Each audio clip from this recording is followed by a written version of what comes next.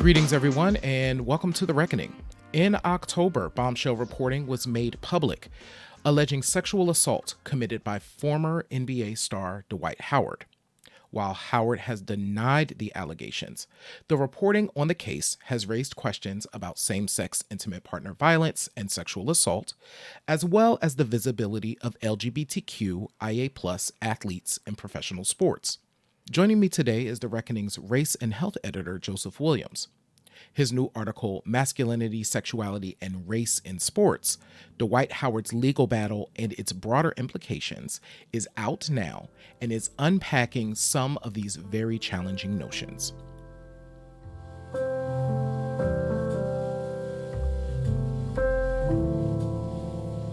Hey there, Joe. Welcome back to The Reckoning. How are you? Hi, Johnny. Good to be with you. Thank you so much for writing this important article, kind of unpacking, as I said in my intro, kind of these really challenging issues that have a lot of layers. We're obviously not going to be able to cover everything during our conversation, but I do want to hit some highlights because I really do think it's important that folks go and read this, because I think it adds a lot of context around this case, but also around kind of these broader implications and questions we should be asking. So Dwight Howard is considered one of the great NBA players in history, right? Since the reporting on this lawsuit, which Dwight Howard denies, we're going to say that again. So these are just allegations, right? But there's been this focus on his sexuality, even more so than the nature of the case against him, right? So from your perspective, in what ways have discussions about Dwight Howard's sexual orientation kind of overshadowed the serious nature of these allegations? It's one of the fundamental issues with this story is the fact that it has overshadowed in the way that people have reported about it, the way people have talked about it.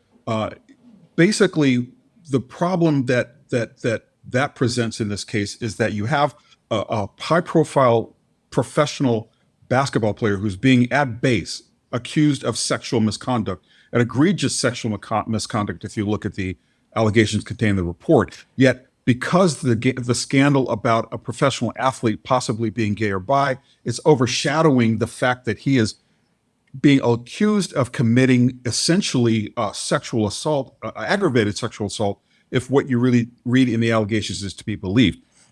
He supposedly invited this young man over to his house after some consensual fooling around. Things got a little bit more serious when a third person showed up, and Dwight allegedly invited his guest to participate in some sexual activities with him and the other man.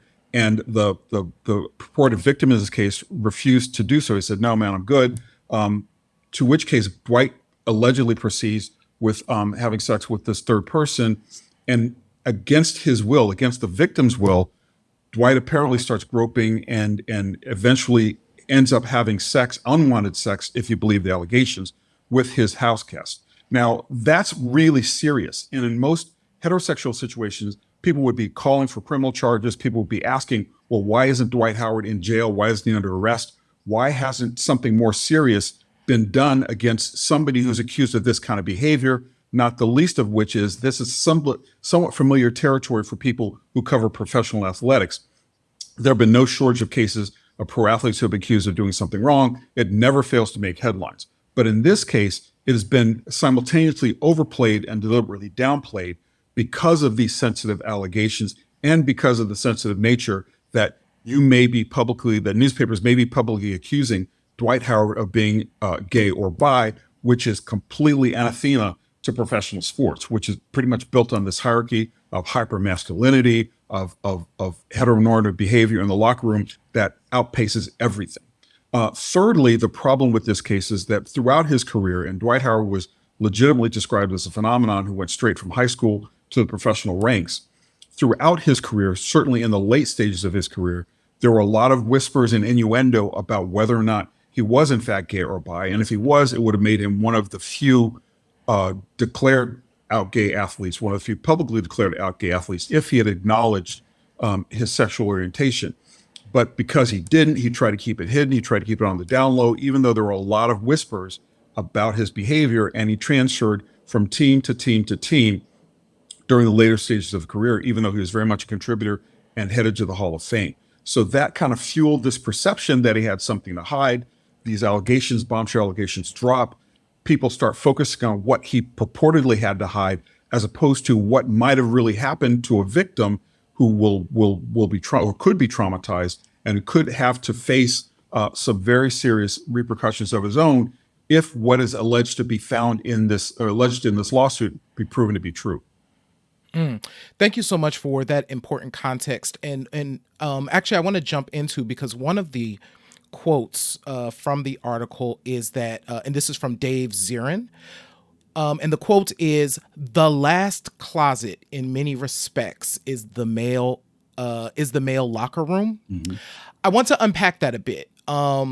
What, from your perspective, does this case reveal about the challenges or potential challenges faced by LGBTQIA plus athletes in professional sports? It unpacks a lot. It's kind of an open Pandora's box to this particular issue. Keep in mind, we're coming up on the 11th anniversary of Jason Collins declaring that he was the first openly gay NBA player in history. And mind you, at the time, he was nearing the end of his career. He wasn't a superstar. Okay. We are nearing the 10th anniversary of Michael Sam coming out and declaring as the first openly gay college player to be drafted in the NFL. Neither of those things were long-term accomplishments. While they opened some doors, very few people followed through and entered those doors. So we're still talking about two professional leagues, two very high-profile professional leagues, dominated by Black male athletes, where there have been declared gay athletes who have participated in the league, but they haven't been stars. They haven't really won much acclaim. So to have a player of Dwight Howard's caliber be publicly accused of being bisexual or gay, that's something really significant, particularly because pro sports locker rooms, even amateur sports locker rooms, are built very much on this homophobic ideal, built very much on heteronormative behavior. There's a lot of joking about being gay. There's a lot of joking about women. There's a lot of crass and crude behavior, and it's a hyper macho atmosphere. Now take that and amplify it by 10 when you have money at stake, when you have professional prestige at stake. You have people who are very much going to be guarded in their personal behavior, because anything like that that gets out or that is proven to be true could be death. Now, we have advanced a lot. We had Kobe Bryant, who was a megastar in the NBA, has publicly said his support, had publicly declared his support for Jason Collins, but he didn't have to play basketball with Jason Collins. He didn't have to share a locker room with Jason Collins, which are where a lot of this heteronormative stuff gets stirred up, and a lot of intensity and a lot of vitriol and a lot of poisonous statements get made. So while there has been a profound change in society in the fact that Collins and Sam both felt like they were able to publicly declare their sexuality and for the most part did not have any repercussions from it, there is sort of this whisper campaign around, or there was allegedly a whisper campaign around Michael Sam, because he was not very long for the NFL. Jason Collins was very much at the end of his career, and there wasn't very much at stake for either one of them to declare their sexuality. Writ large, the country has not dealt with the fact that a gay man can play sports at a professional level. So there would be endorsements at risk. There'd be teammates' trust at risk. There would be even mega contracts at risk. So you don't have that degree of an athlete declare publicly that their sexual orientation is different than the rest of the guys in the locker room, mainly because of what they have to lose. Thank you so much for that important context. And I do want to come back to this money and power conversation in a second. But before we go there, as we take a look at intimate partner violence, I wanted to bring in a quote from the HRC. And the HRC, this is from 2022. It said, among men, a third of bisexual men, or 37.3%, versus a little over a quarter, 29%, of heterosexual men have experienced intimate partner violence in their lifetime.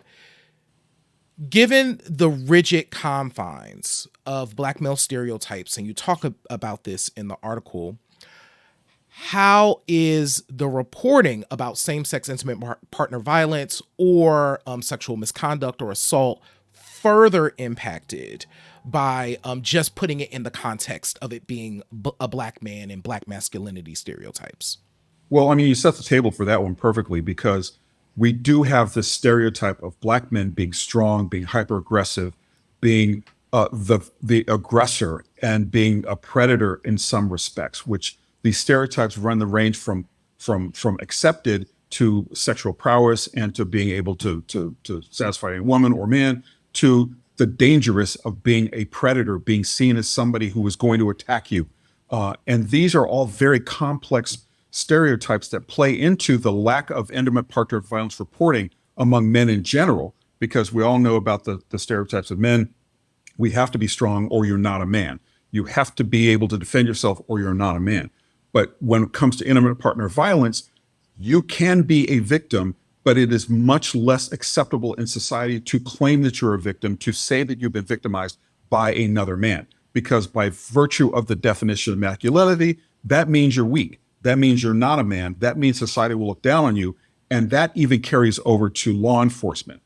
We have a law enforcement structure that's oriented towards women as victims. They don't quite know what to do with men who are victims of intimate partner violence. In a lot of ways, police culture is very similar to athletic culture, where you have this hyper macho ethos. And so that carries over to how you handle a man who has been the victim of sexual violence at the hands of another man. In that lawsuit, the victim claims that he went initially to the Atlanta police or to the Gwinnett County Police Department, but then changed his mind. One can imagine that he changed his mind because he wasn't being received in a certain way by the Gwinnett County Police Department, because they didn't know what to do with this. They didn't know what to do with another man who was claimed to be victim by an NBA superstar. So they could have had questioning that was uncomfortable for him. They could have had questions that made him feel less than a righteous victim. They could have had questions that made him feel like he was going to turn in and dime out an NBA legend. So all of those things lead into, in this particular case, they're microcosm of the bigger picture, where we have a hyper, and some say toxic masculinity ethos in society that leads men to discount or downplay because they don't want to be seen as less than male and less than masculine. Thank you so much for that. I want to exclamation point and underscore you including that idea of the power and money once again, because I think that's important to understand in this case. And you've also underscored why it is important that any interventions from law enforcement to organizations who are doing work in this space include the experiences of LGBTQIA plus in those interventions, because all of these things impact how people are able to access resources and be able to report when things like this happen. So I think it's really important, and thank you for explaining why that's important, right? So my final question for you, Nicolette Aduama, in the piece, there's a quote towards the end where Nicolette says, Dwight Howard said it himself, "What I do in my bedroom is my business." But it's unclear if it remains so when someone alleges harm. As a society, from your perspective, what are some of the broader societal questions that we should be raising about consent, privacy, accountability, overall? Well, it's really interesting because the through line through all of this, the through line from Dwight Howard to reporting as a victim to reporting or to suing somebody to make sure that they get some form of justice, some measure of justice, and you touched on the money and power issue there. A lot of times people who have wealth and power are not held accountable except through civil suits, and that one could imagine that that's one of the reasons why he went through this route, because Dwight Howard is widely recognized. He's a national figure. He is somebody who the average Atlantan, because that's where he's from, the average Atlantan might know who he is and might be predisposed to rule in Dwight Howard's favor as opposed to the victim's favor. But the initial question is that the through line through all of this is masculinity and how we define it.